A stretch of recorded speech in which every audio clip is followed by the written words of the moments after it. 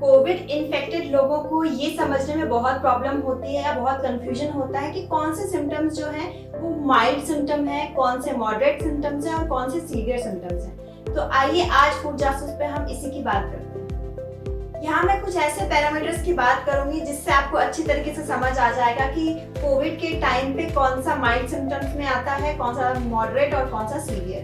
तो चलिए वीडियो शुरू करते हैं। पहला है माइल्ड केस। अगर पेशेंट को अपर रेस्पिरेटरी ट्रैक इन्फेक्शन है, यानी कि नोज, साइनस या फिर आपके थ्रोट तक इन्फेक्शन है, तो इसे माइल्ड सिम्टम्स में रखा जाता है। अपर रेस्पिरेटरी ट्रैक इन्फेक्शन में जनरली ऐसी चीजें आती है जैसे कि नाक बहना, नाक का बंद हो जाना या हल्की खांसी है या फिर आपको सोर थ्रोट है या साइनसाइटिस है।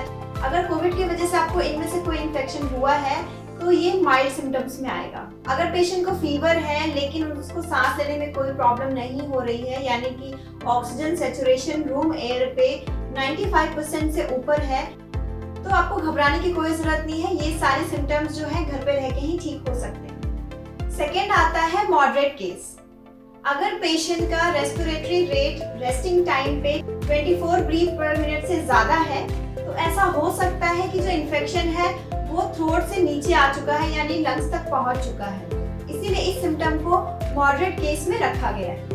अगर आपको रूम एयर पे दम फूलने जैसा एहसास हो रहा है और आपका ऑक्सीजन लेवल 93% से 90% के बीच आ गया है, तो ये जो सिम्टम्स हैं ये भी मॉडरेट केस के अंदर ही आएगा। अगर पेशेंट को खाने पीने में दिक्कत हो रही है और दिन भर में 1 से 2 बार वॉमिटिंग या डायरिया भी हो रहा है, तो इस केस को भी मॉडरेट केस में ही रखा जाएगा। अगर आपको इनमें से कोई भी सिम्टम आ रहा है, आप घबराएं नहीं और अपने डॉक्टर से कंसल्ट करें। जो थर्ड केस है हमारा वो है सीवियर केस। अगर आपका respiratory rate 30 breath per minute से ज्यादा हो जाए, आपको लगे कि आपकी सांसें छोटी हो रही है, रेस्टलेसनेस, ब्रीथलेसनेस हो रहा है, SpO2 यानी ऑक्सीजन सैचुरेशन लेवल 90% से कम हो गया है, अगर आपको 101 डिग्री फ़ारेनहाइट बुखार है लगातार 3 दिन से, या कोई पेशेंट बिल्कुल ही नहीं खा पी रहा है, जो भी खा रहा है वो वॉमिट हो रहा है, और डायरिया भी अगर ज्यादा हो रहा है यानी कि 3 से 4 टाइम से भी ज्यादा टाइम हो रहा है, तो ये सारे जो केसेस हैं ये सीवियर के अंदर आते हैं।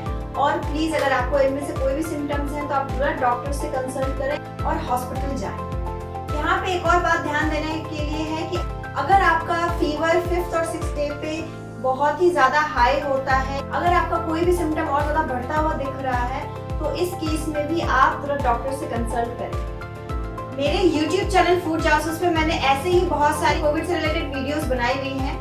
अगर आपको कोविड के बारे में और भी जानकारी चाहिए तो आप मेरे YouTube चैनल फूड जासूस पे जाके देख सकते हैं।